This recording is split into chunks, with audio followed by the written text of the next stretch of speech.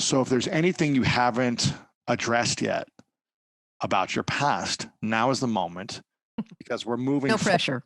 Yeah, well, now is the moment, because we're moving forward, and you can't really move forward with a full light energy and heart if you're at least not addressing it and not working on it and healing and processing. He's like, you really can't with a full life if you're holding on to it.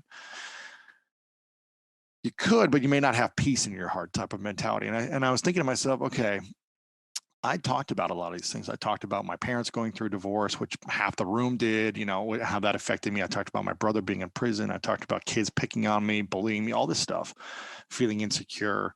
I talked about the relationship heartaches I went through, all the stuff that I was pain from my past. I shared, I experienced, or I journaled, I processed during these days. And I was like, what about that time? Why have I never shared this one thing with anyone? Not even here, but just in 25 years since it happened. Why have I never talked about sexual abuse? And for whatever reason, I think I was just so committed at this point. I was like, I'm willing to try anything. I'm here. Like, people are opening up and being vulnerable. Like, let me at least see what happens if I go all in on this moment. And it was terrifying. Oh, I'm sure it was. But I just stood up right in front of the room. And the funny thing is, I looked back at it and I couldn't look anyone in the eyes. So I was looking down the whole time because I was so ashamed of what I was about to share. And I just went through, I shared the entire story as like I was that 5-year-old boy reenacting everything for the first time. And it was terrifying. I was trembling, but I shared it. And then I went to sit down right afterwards. I couldn't look up at anyone. I went to sit down. And then I look up to the person next to me, and these two women were on each side of me, kind of sitting next to me. They're bawling, crying. They're hugging me, they're shaking.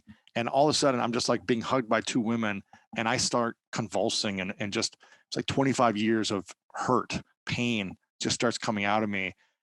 And after 30 seconds, I run out of the room. I'm so scared, embarrassed, nervous, like everything. I'm like, I don't know. Are people going to accept me? Are people just going to make fun of me the rest of my life if they knew this about me? It's out. Yeah.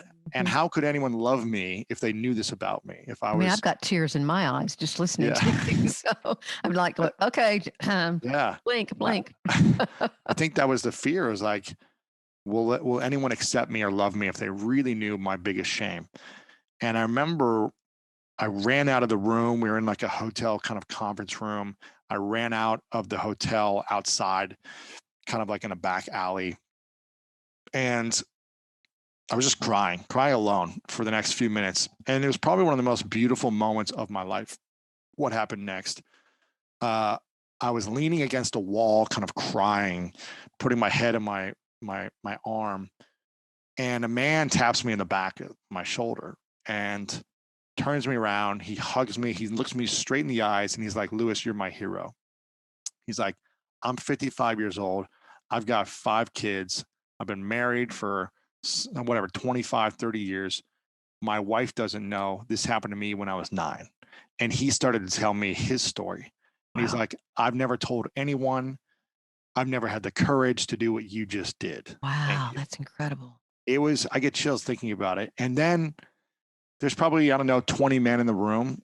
One by one, the men came out and just connected with me.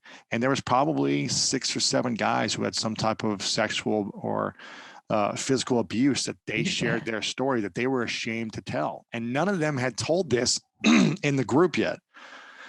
They shared everything else, but not the story of kind of the abuse. And I think there's a massive stigma for men to find a safe space to talk about it. Even if you have a therapist, I think it's hard for men to open up about that thing. And obviously it's not acceptable for men, women, or any human being to go through that. But in general, it feels like it's more acceptable to talk about it for women.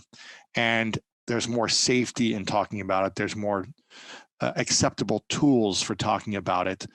And it's not the end of the world to talk about it. But for a lot of men, we've been conditioned in general that you're never going to amount to anything. You're weak. You're abused. You're worthless. If someone's ever done this to you, at least that's what we've been kind of trained to believe, whether it's accurate or not.